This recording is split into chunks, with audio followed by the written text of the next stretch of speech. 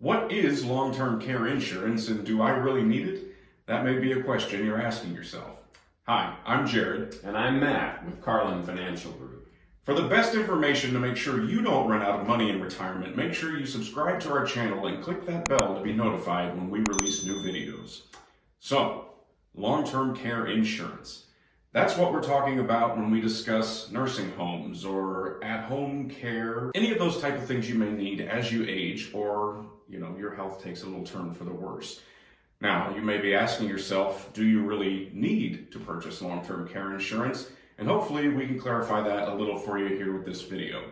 The first thing you might want to ask yourself is, do you really understand your risk? First of all, what are your beliefs about long-term care?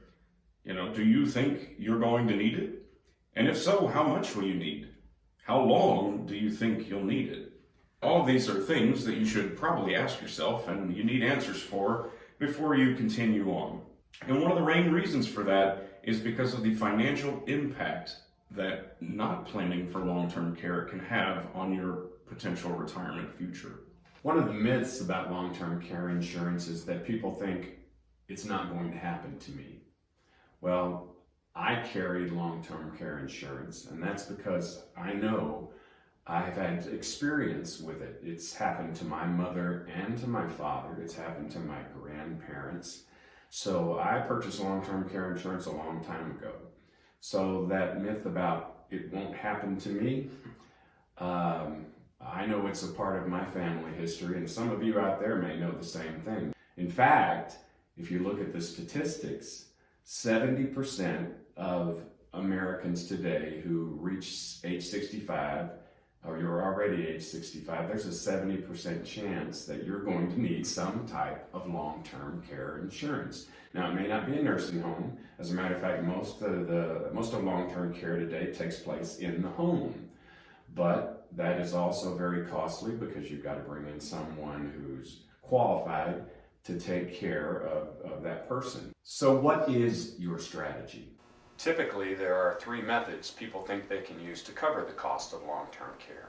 There's long-term care insurance, and there are different types, traditional long-term care insurance and some hybrid types of insurance that we'll discuss in later videos. Self-insuring, meaning you've got the money to pay for it, or you think you've got the money to pay for it, although some people don't really understand the true cost of long-term care, especially if it does go on for a long period of time.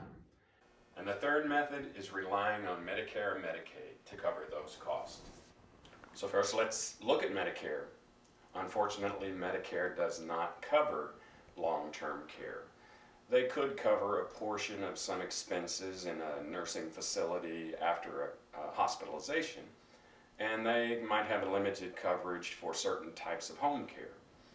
Employer-sponsored plans and private health insurance, they also don't cover long-term care, maybe some limited services similar to Medicare. Medicaid is the type of coverage you don't want to have to use because you pretty much have to be destitute to be able to use it. So in order to have Medicaid step in, you have to spend all your assets.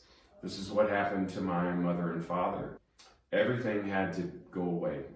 We had to sell the home, the property, their Social Security, their pension payments all went towards paying for that nursing home. In their case, it was a nursing home.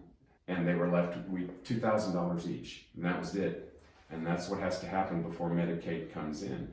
And before you think, okay, well, I'll spend all of that down before I go in, there's a 5-year look-back period that they're going to look at to see if you just waited to spend it down and then you're going to take advantage of Medicaid. Well, obviously some questions may come up about long-term care. Long-term care insurance, just what does long-term care mean? How are you going to pay for it? And if you have those kinds of questions, leave a comment below and we'll try to answer those questions in the future. One of the other methods that we sometimes hear people intending to employ is self-insurance. They think, I'll take care of it, I've got the money, I've got the funds to cover it, and I don't need to worry. Well, the fact of the matter is, cost can add up quickly. And you also have to consider what sort of tax liability you may be taking on by accessing funds that you didn't really intend to need to access at this point. There's also, of course, the added stress that's put on not only you, but your family during a stressful time already. And you also have to wonder, if it's just you, what about your spouse? What about the rest of your family? Will they be okay? Well, a lot of times self-insured turns into that. It turns into, well, my family will take care of me.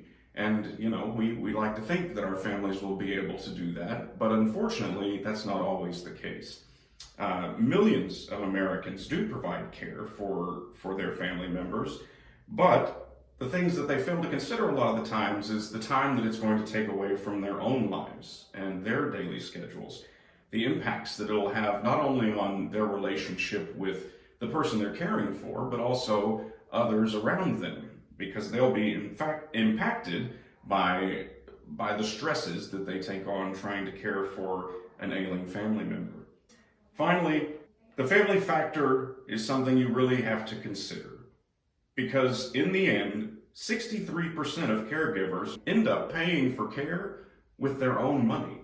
Meaning if your kids are taking care of you, they're going to end up having to spend their own money more than likely to help supplement what you have. 70% of caregivers have to miss time from work, which could again impact them financially, and 41% of caregivers experience feelings like depression or resentment. Now, I think we can all agree that those are feelings that we don't want to impart on a family member. Just adding on to the family part of it, I have 3 siblings, 2 sisters and a brother, but we were spread all over the place. And the bottom line is we're not qualified to care for someone with Alzheimer's and my dad's strokes. We're not qualified for it, and so you want the best care for your loved ones. And sometimes the best way to do that is through long-term care insurance of some type. Yeah, at least making sure that you have a plan for the potential for your parents or yourself to need long-term care.